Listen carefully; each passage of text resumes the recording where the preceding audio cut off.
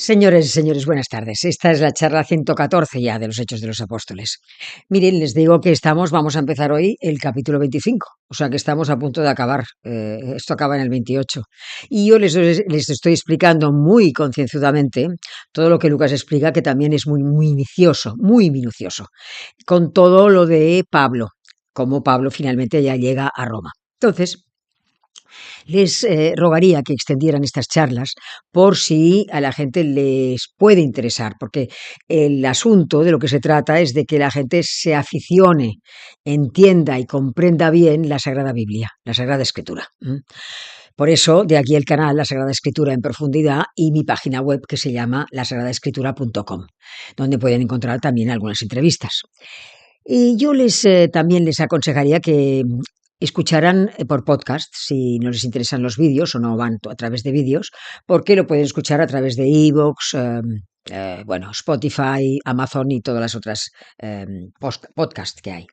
Y que extiendan las charlas porque es caridad, lo que digo, lo que siempre digo, que si a mí me ha gustado una cosa, pues yo realmente disfruto con que otras personas también puedan disfrutar de aquello. Y si me ha llenado una cosa y lo encuentro interesante, pienso, bueno, pues a cuanto más personas llegue, mejor. Y lo extiendo. Bueno, pues es confiando en ustedes y esperando que cuando pinchen las personas que están en el grupo, pinchen no solamente enfrente, sino que pinchen las letras azules, porque así esto se llama suscribirse y además que pongan el pulgar para arriba, pues yo se lo agradecería para que haya más personas y de esta manera más gente pueda escuchar las charlas. Bueno, pues vamos a hacer una recopilación. Vamos antes a rezar. En el nombre del Padre, del Hijo y del Espíritu Santo. Amén. Ven, Espíritu Santo, llena el corazón de los hombres, enciende en ellos el fuego de tu amor. Envía, Señor, tu Espíritu para darnos vida nueva, y todo será recreado, y renovarás la faz de la tierra. En el nombre del Padre, del Hijo y del Espíritu Santo. Amén. Bueno, como les decía, quiero hacer esta pequeña recopilación porque han entrado personas nuevas y quizás están un poco desconcertadas con respecto a lo anterior.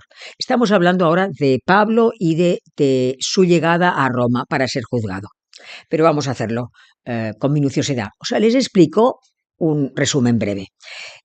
Pablo, cuando llega a Jerusalén para celebrar Pentecostés, es agredido, digamos, es acusado por los judíos de que va contra el pueblo, contra la ley de Moisés y contra pues, el templo de Jerusalén, que mancilla el templo de Jerusalén. Entonces, estará a punto de ser golpeado cuando el tribuno se entera y lo lleva preso a la Torre Antonia, el tribuno de Roma. Entonces, resulta que los judíos, como él antes de llegar realmente a la Torre Antonia, le pide al tribuno a ver si es posible expresarse ante estos judíos y lo hace así. Pero los judíos no le hacen caso y el tribuno tampoco entiende qué es lo que ha hablado, porque seguramente hablaba en arameo. Entonces es llevado finalmente a la Torre Antonia y el tribuno piensa, bueno, le voy a hacer azotar porque así finalmente me enteraré de que le acusan. Cuando va a ser azotado, Pablo dice que es ciudadano romano. Y entonces el tribuno se para y decide llevarlo al Sanedrín, porque en el Sanedrín tal vez se entere de lo que le pasa.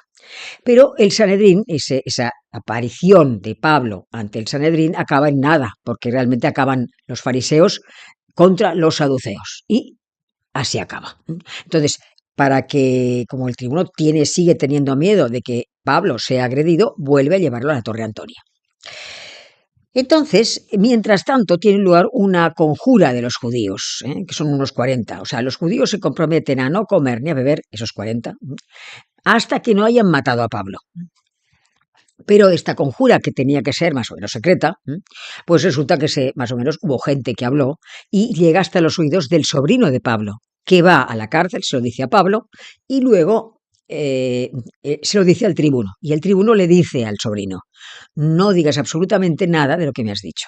Y entonces, en consecuencia, él decide llevarlo de Jerusalén a Cesarea, vigilado por 470 soldados, porque seguramente lo querían matar. Cuando llega a Cesarea, el gobernador de Roma en la provincia, le dice que ella lo juzgará. Lo juzga pero no llega a ninguna conclusión. Dice, bueno, ya daré el resultado cuando llegue el Tribuno Lisias. Total que lo dejó 2 años como una especie de limbo jurídico, porque le interesaba, no quería ponerse a malas con los judíos. Y entonces dice el texto dice, pasados 2 años, Félix recibió como sucesor a Poncio Festo, y queriendo congraciarse con los judíos, dejó a Pablo prisionero. Y aquí empezamos lo de hoy. Bien, pues dice, capítulo 25, versículo 1, dice, 3 días después de haber llegado a la provincia, Festo subió de Cesarea a Jerusalén. O sea, Festo llega a más o menos pues en el año 60 a la provincia, a Cesarea.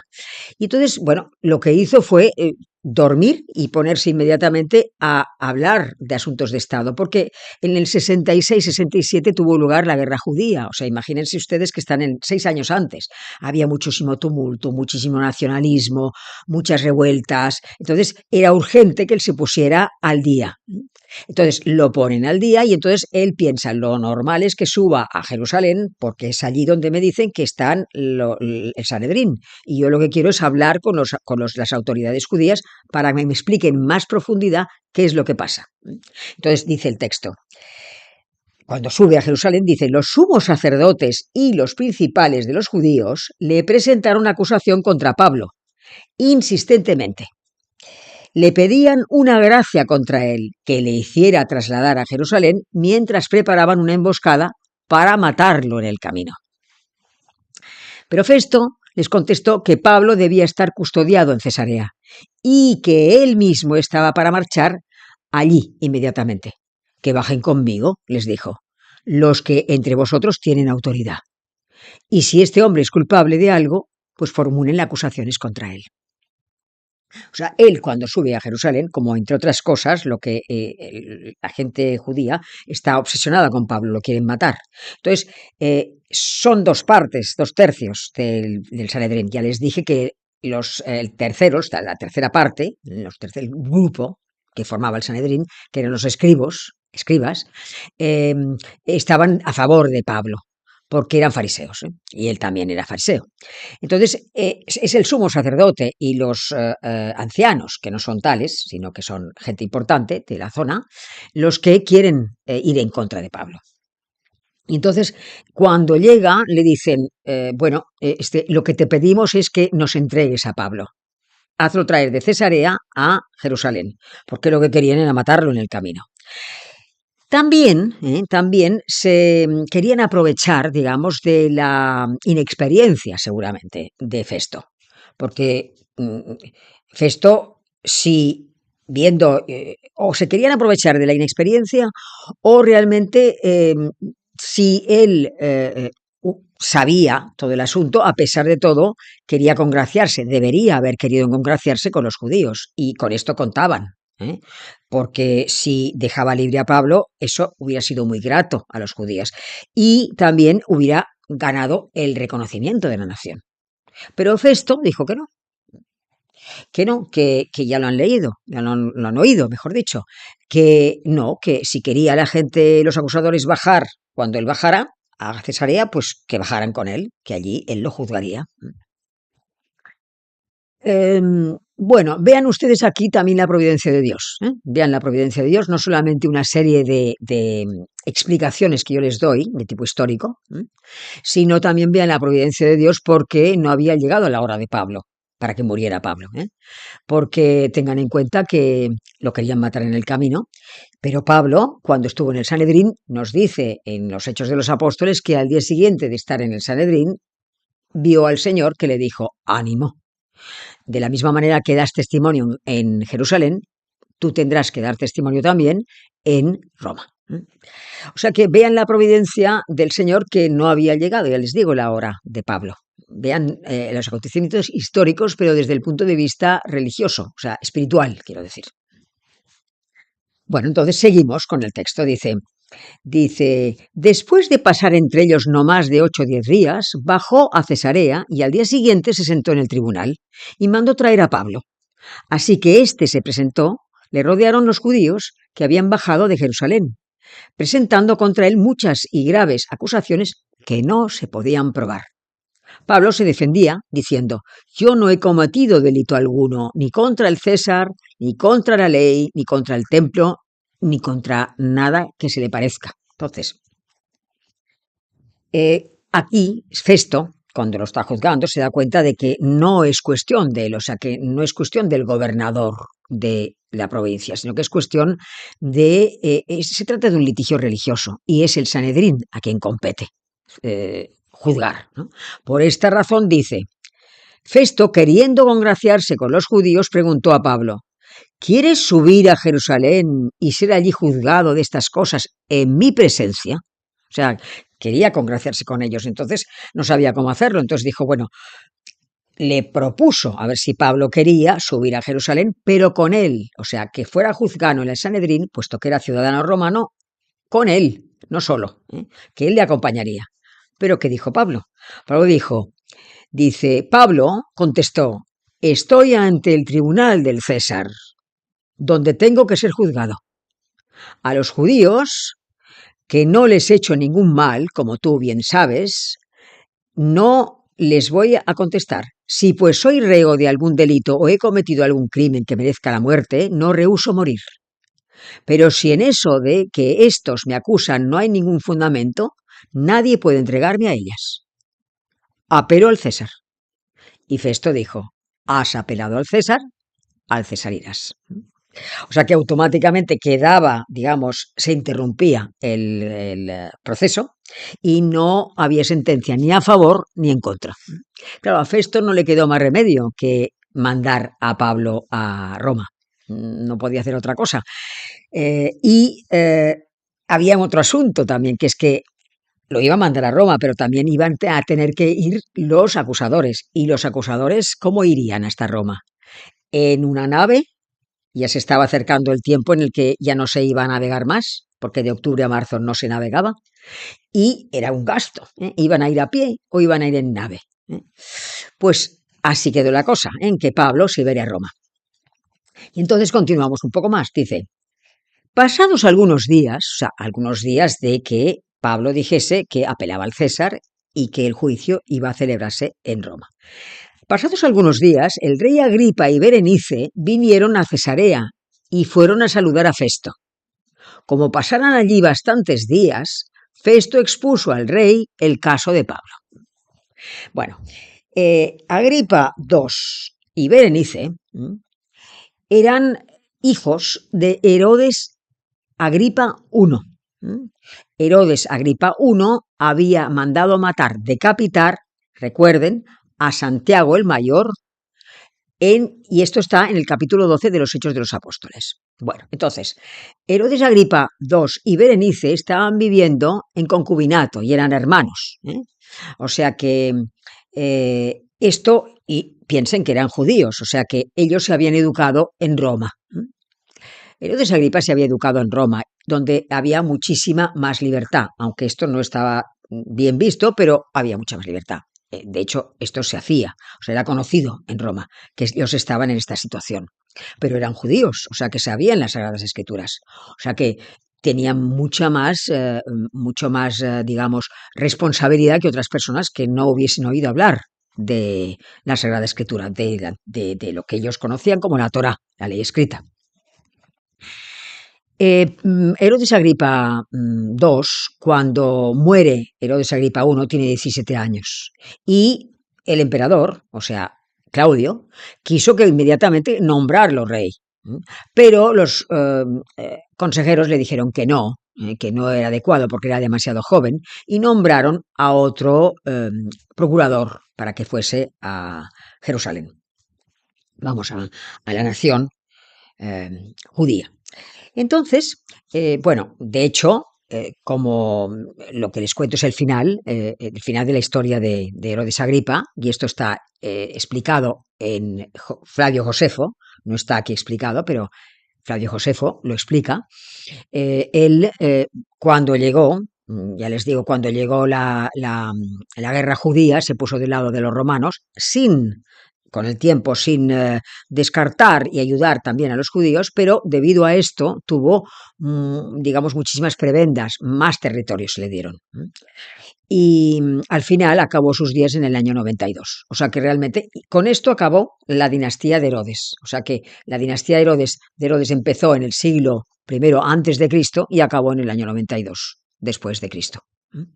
O sea, empezó en el siglo I y acabó a finales del siglo I después de Cristo. Bueno, entonces, claro, estaban allí, reciben la visita y realmente y Festo les explica a los dos hermanos la situación de Pablo, que ya debía estar siendo conocida por la gente. Y pues Pablo dice, bueno, yo lo quisiera conocer. Y Festo le contesta, bueno, pues mañana te lo presento. No tomen esto como que fuese un proceso nuevo, ¿no? No fue un proceso para nada. Esto realmente fue un acto de deferencia de Festo hacia el rey, porque pues el rey se había interesado en saber de Pablo y en conocerlo. También cuando lo veamos, veremos que dice aquí, que al día siguiente vinieron Agripa y Berenice con gran ostentación y entraron en la sala de audiencia junto con los tribunos y las personas de más categoría de la ciudad. O sea que se trataba también de entretener a los huéspedes, ¿eh? Se trataba de entretenerlos porque tampoco había tantas cosas que hacer. Estaban acercándose, ya les digo, la época en que no había muchas naves que llegaran, porque ya entraba en la época en que ya no se podía navegar, y después de todo era algo interesante el conocer un poco a Pablo, del cual se hablaba tanto en esos momentos por allí. Festo lo hizo como como muy importante esa entrevista entre Pablo y el rey, ¿no? La prueba es que nos dicen que entraron con gran ostentación, es decir, entraron con gran boato, es decir, a la manera en que entraban las aristocracias, los reyes, digamos, los reyes en las antiguas ciudades de la época, ¿no?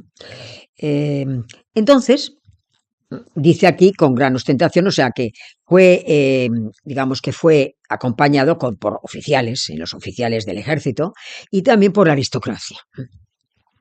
Y entonces dice aquí, esto les ahorro lo anterior en el sentido de que Pablo, el rey Festo, mejor dicho, el gobernador Festo, les explica todo lo que antes yo he explicado con detalle, y también dice, los acusadores de Pablo, ¿no? Dice, comparecieron ante él, pero no presentaron ninguna acusación de los crímenes que yo sospechaba.